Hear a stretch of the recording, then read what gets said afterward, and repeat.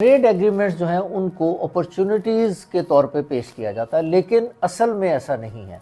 Trade agreements basically test of obedience और limits to autonomy होते हैं।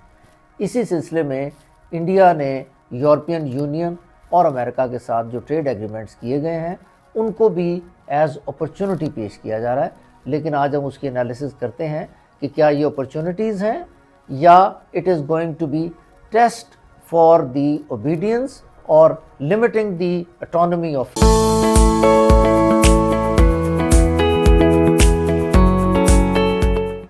सबसे पहले तो हमें ये समझने की ज़रूरत है कि हम आज जो है इस वक्त we are not living in an era of free trade. हम बेसिकली हम किस में रह रहे हैं? हम स्ट्रेटेजिक ट्रेड के इरा में रह रहे हैं। स्ट्रेटेजिक ट्रेड के इरा में क्या हो रहा है? स्ट्रेटेजिक ट्रेड के इरा में बेसिकली यूरोप और अमेरिका जो है ये क्या करने की कोशिश कर रहे हैं? ये अपनी जो सप्लाई चेन्स हैं उनको रीडिज़ाइन कर रहे हैं। इस तरह रीडिज़ाइन कर रहे हैं कि जो इंटरनेशनली लोग समझते हैं, कॉमन मैन जो है इंटरनेशनली, जो इंटरनेशनल कम्युनिटी है वो समझती है कि probably they are trying to make the things cheaper. No, in fact they are trying to make the things politically reliable. और इसमें इंडिया जो है वो बहुत फिट इन होता है। Why? Because of the scale it has, यानी कि मार्केट इसकी जो है वो बहुत बड़ी है, फिर इसकी जो लेबर है वो बहुत चीप है, और इसके अलावा it has geopolitical alignment without formal alliance. ये तीनों चीज़ें इंडिया को इस सारी जो यूरोपियन और अमेरिका का जो डिज़ाइन है इसके लिए बहुत सूटेबल बना देती। दूसरी बात जो हमें समझने की ज़रूरत है वो ये है कि यूरोप जो है उसका ग्रेटेस्ट वेपन जो है वो मिलिट्री पावर नहीं है, that is regulatory laws. Different regulations जो इंटरनेशनली इम्प्लीमेंट की हैं यूरोप ने, उसके ज़रिए से they try to control the different countries, particularly of south, जो ग्लोबल साउथ है उसको कंट्रोल करने की कोशिश वो करते हैं।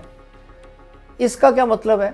इसका मतलब ये है कि जो ग्लोबल साउथ है उसको या तो उन लॉज को मानना पड़ता है, कंप्लाई करना पड़ता है, और अगर वो कंप्लाई ना करें तो they tend to lose their market. तो इस चीज़ को इंडिया ने जो यूरोप के साथ एग्रीमेंट किया है, इस कॉस्ट को इंडिया को पे करना पड़ेगा, फिर ये इंडिया जो है उन एग्रीमेंट्स के साथ चल सकता है। यानी इंडिया को अपनी जो मार्केट है उसको बचाने के लिए उन लॉज को अबाइड बाय करना पड़ेगा, उनको कंप्लाई करना पड़ेगा, अपने आप को यूरोप से सबॉर्डिनेट करना पड़ेगा। तो ये जो इंडिया इतना ज़्यादा उसका शोर मचा रहे हैं कि जी mother of all the agreements हो गया, that is for Europe, not for India. America का जो केस है वो यूरोप से अ लिटिल बिट डिफरेंट है। अमेरिका को इंटरनेशनल मार्केट को डोमिनेट करने के लिए फॉर्मल ट्रेड एग्रीमेंट्स नहीं चाहिए। होता क्या है? America offers market access, security cooperation and strategic recognition, and in return America expects alignment on technology, supply chain discipline, quiet compliance on geopolitical issues। इसका क्या मतलब है? इसका मतलब है कि security linked trade dependency America create करता है where economic benefits are tied to strategic loyalty।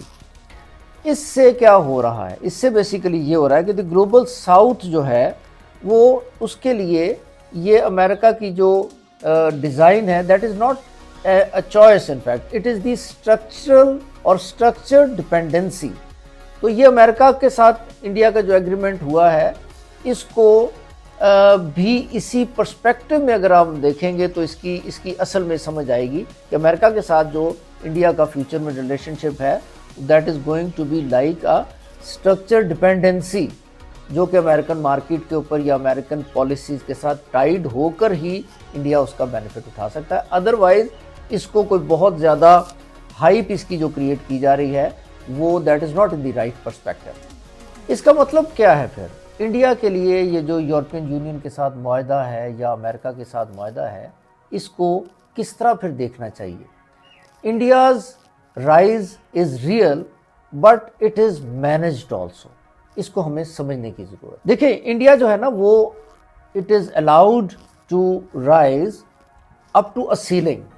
किसी हद तक इंडिया कैन ग्रो, इंडिया उसी वक्त ग्रो कर सकता है या उसी सूरत ग्रो कर सकता है अगर ये डॉलर को चैलेंज ना करे, डॉलर की जो डोमिनेंस है उसको चैलेंज ना करे, या अमेरिका की जो टेक्नोलॉजी है, टेक्नोलॉजी डोमिनेंस है, उसको डिसरप्ट ना करे, और वेस्टर्न डिज़ाइन जो वैल्यू चेंज है उसको डिस्टर्ब ना करे। जब तक ये चीज़ें इंडिया करेगा तब तक ये एग्रीमेंट वैलिड रहेंगे और तब तक इंडिया का सिलसिला चलता रहेगा। इसी वजह से बिकॉज यूरोप की अपनी जो पॉलिसीज़ हैं वो इसी तरह स्ट्रक्चर्ड होती हैं, इसका नतीजा ये होता है कि वो we never see that south is equally developing in terms of technology transfer. समझ लें हाईटेक मैन्युफैक्चरिंग हमारे यहाँ पे नहीं आती, साउथ में नहीं आती, या समझ लें third world countries including Pakistan, India and all, ये नहीं आती, या इंटेलेक्चुअल प्रॉपर्टी रिमेन्स रिजिड। उस जब केस आता है थर्ड वर्ल्ड कंट्रीज़ का या साउथ का, तो इंटेलेक्चुअल प्रॉपर्टी राइट्स जो हैं वो बहुत रिजिड हो जाते हैं। इसका मतलब क्या है? इसका मतलब ये है कि इंडिया इन एग्रीमेंट्स के ज़रिए से फ़ायदा ज़रूर उठाएगा, लेकिन अप टू अ लेवल जो यूरोप और अमेरिका को एक्सेप्टेबल होगा।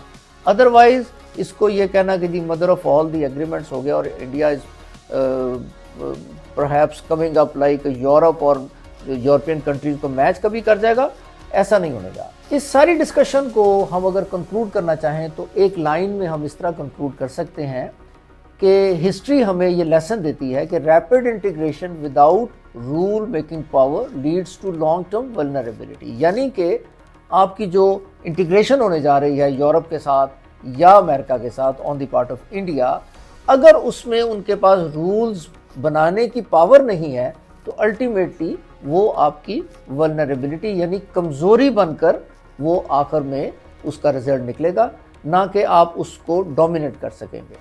तो ये मेरा ख्याल है कि सारे का सारा वन लाइनर है जो इंडिया का यूरोपियन यूनियन और अमेरिका के साथ जो मुआहदे रिसेंटली हुए हैं। Stay tuned for further updates on national, regional and global dynamics.